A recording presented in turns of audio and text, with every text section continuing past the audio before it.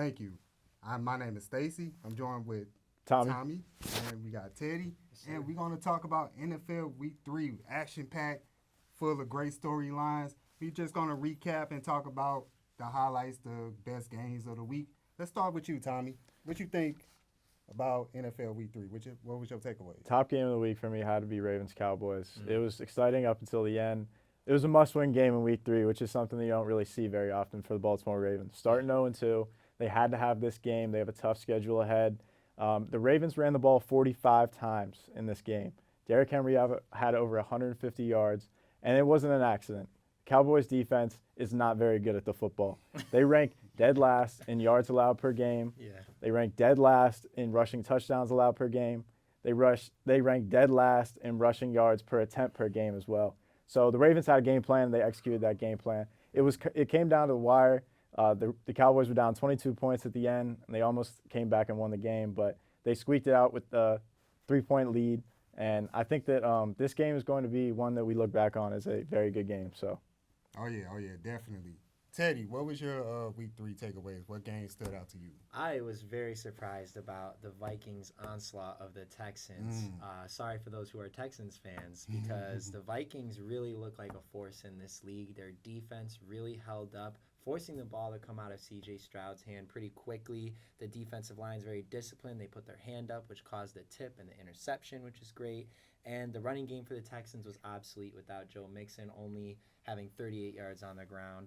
The Vikings defense, I would say, is definitely top 5. They're second in the league with 10 points a game. Also, first in sacks, second in interceptions, and second in rushing yards allowed per game. But their pass defense, they're second to last, so they got to pick that up. Sam Darnold, though, he's looking good. He might be the future of the Vikings for the quarterback position. They'll have to figure that out when J.J. McCarthy gets back. And Aaron Jones is looking like a pretty good addition as well. So Vikings, they have a great road going forward this year. Great. Those two games were great, fellas. But there's one game that stuck out to me in particular, and y'all already know. Excuse me, right quick. Decorate the table. Yeah. We got to talk about it. Oh, Aaron Donald. Yes. Rams house. Rams are in the building. The Rams won the game against the San Francisco 49ers. It was a comeback victory. The Rams lost 9 out of 10 against the 49ers. They beat us in that game in every statistical category, but Kyron Williams, thank goodness for Kyron Williams, three touchdowns, three of those things. Oh, yeah. Especially flipping into the end zone, going for that was 4 awesome. yards. Yeah. Darn right, that was awesome. That was great. But they definitely miss Aaron Donald this year for sure, especially against my Cardinals, okay? Because Kyler Murray was able to run around. Look, I just got back from being sick. You don't need to bring that up. You just don't need to bring that up. But I do want to touch on who I think is the early leader for Rookie of the Year. And that's New York Giants wide receiver Malik Nabers, 2nd in the league in receptions, 5th in the league in yards. I think he's in the front. Of course, everybody's going to talk about Jaden Daniels and the great game that he had Monday night. But what y'all think of Malik Nabers? Start with you, Tommy. I definitely think that he would be, if the season ended today, he would be the Rookie of the Year. Like, they have no other option except to feed him the ball. Yeah. And he's making, a lot of yards and catches and touchdowns out of it. He is really good at the football as well. I think that Daniel Jones is possibly getting his job saved by Malik Nabers right now. And I will say that I took him in my fantasy draft, so I'm very excited about that. Yeah. I mean, there's not much more that I can add to that. And Malik Nabers definitely is the reason that the Giants' offense is staying afloat. And he's going to be their hope this year, at least in the passing game, and to save Daniel Jones. So I would say he's the Rookie of the Year favorite right now as well.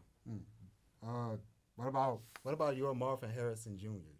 Hey, do you think he's going to be up there? I like Marvin Harrison Jr. a lot, but again, I think it all comes down to if Kyler Murray has time to throw the ball. I think he had some trouble this week against the Lions with Aiden Hutchinson chasing him down. So as long as he's got time to throw the ball and you do those nice rollout plays to find Marvin Harrison open, we should be okay.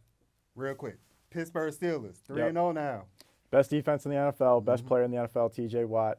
They are first in yards allowed per game as a defense, and they are first in points allowed per game as a defense. Only 8.6 points per game allowed as a defense, which is crazy. They held the Chargers to -5 yards in the second half this past week, so they're definitely going to keep carrying us, hopefully. Well, we'll see about that. That was Stacey, Tommy. Teddy.